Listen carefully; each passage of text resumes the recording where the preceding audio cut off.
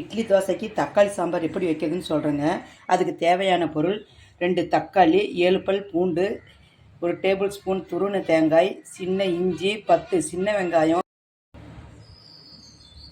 2 வரமிளகாய், சிறிய துண்டு பட்டை, 1/4 டீஸ்பூன் வெந்தயம், 1/2 டீஸ்பூன் சோம்பு, 3 கிராம்பு, 1 டீஸ்பூன் சீரகம், 1 டீஸ்பூன் அரிசி, 2 டேபிள் ஸ்பூன் கொத்தமல்லி, 1 டேபிள் ஸ்பூன் பொட்டுக்கடலை, 1 டீஸ்பூன் கடலைப்பருப்பு, 1 டீஸ்பூன் உளுத்தம்பருப்பு. இது எல்லாம் வறுத்து எடுத்துக்கணுங்க.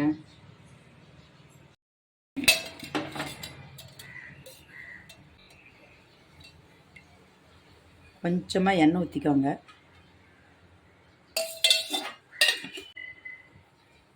மிதமான தீ வச்சுக்கோங்க.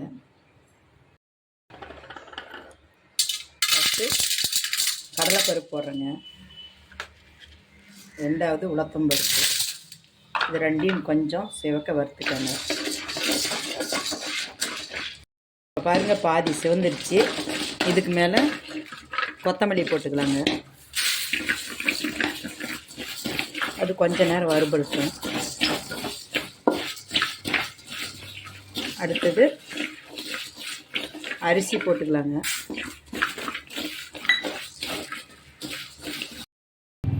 அடுத்தது கடலை போடுறேங்க.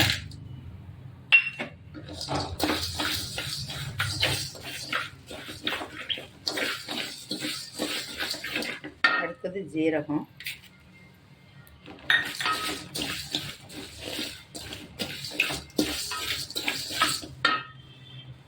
இந்த பொருள் எல்லாம் அப்படியே போடுறேங்க. நல்லா வறுக்கணுங்க. நல்லா நிறம் மாற வரைக்கும் வறுக்கணுங்க. பாருங்கள், நல்லா நிறம் மாறி வந்துடுச்சு. வறுக்க வறுக்க அந்த மணம் வரும். அப்போவே நல்லா வறுத்துருச்சுன்னு தெரியும் உங்களுக்கு. இப்போ நான் இறக்கி வச்சிடறேங்க.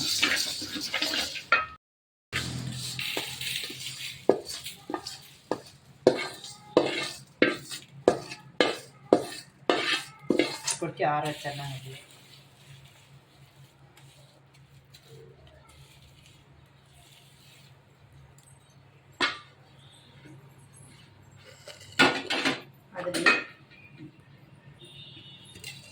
அதிலே எண்ணெய் ஊற்றிக்காங்க. ஒரு சின்ன டேபிள் ஸ்பூன் அளவுக்கு எண்ணெய் ஊற்றிக்காங்க.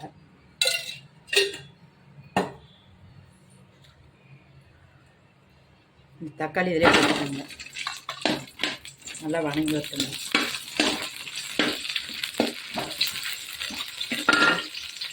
சின்ன வெங்காயம் போட்டுக்கணும்.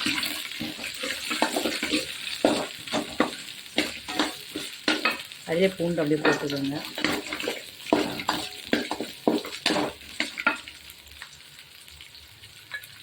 இஞ்சி அப்படியே போட்டுக்கோங்க. கொஞ்ச நேரம் வதங்கி வரட்டுங்க. வச்ச தேங்காய் இப்படியே போடுறோங்க. வெளியே லேசாக வணங்க வைக்கலாம்.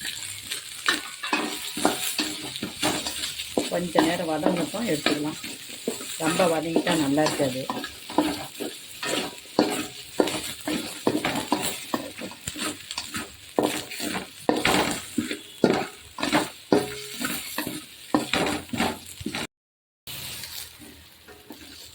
பாருங்க, தக்காளி வதங்கிருச்சு.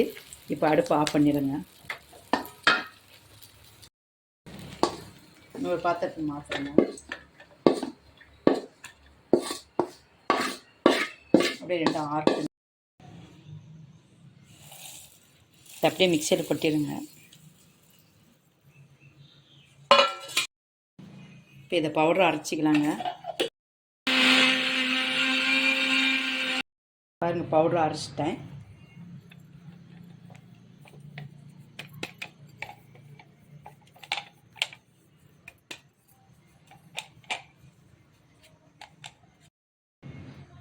இது எல்லாம் பேஸ்ட்டாக அரைச்சிக்கணுங்க.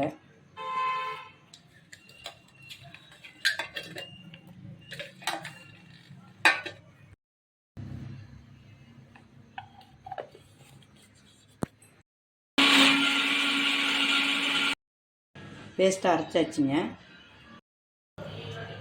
வானல் எடுத்து வச்சுக்கோங்க. எண்ணெய் 2 ஸ்பூன்,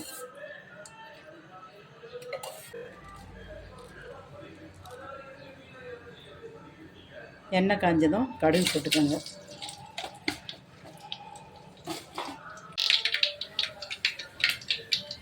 கடுகு பொரிஞ்சிருச்சுங்க. கருவேப்பிலை போடணும். 10 சின்ன வெங்காயம் அரிஞ்சது, 2 வரமிளகாய், 2 வரமிளகாய் போட்டுக்கோங்க. கொஞ்சம் அப்படியே வதக்கலாம்.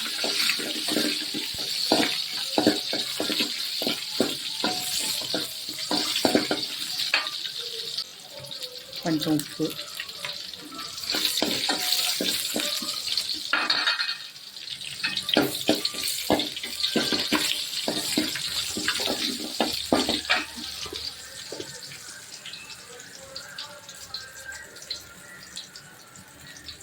இந்த பேஸ்ட் அப்படியே எடுத்து வைக்கணும். கொஞ்சம் தண்ணி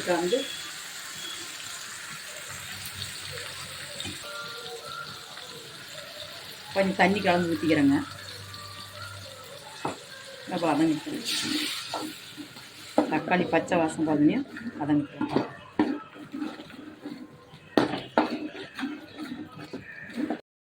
மஞ்சத்தூள் கொஞ்சம்,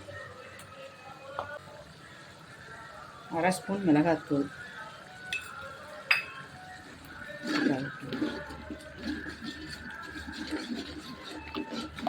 பவுடர் அப்படியே கொட்டிடலாம். சிறுதியாக வச்சு அனல் கொஞ்சமாக வச்சு அப்படி கிளறி விடுங்க. அரைச்சி வச்ச பவுடர் கொட்டி வச்சுங்க. இப்போ தண்ணி ஊற்றுறேன்.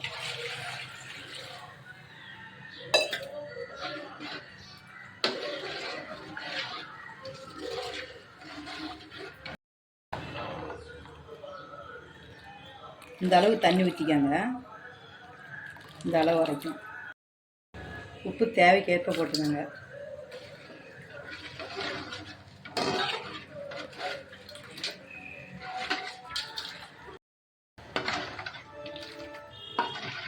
குழம்பு நல்லா கொதித்து வரட்டுங்க.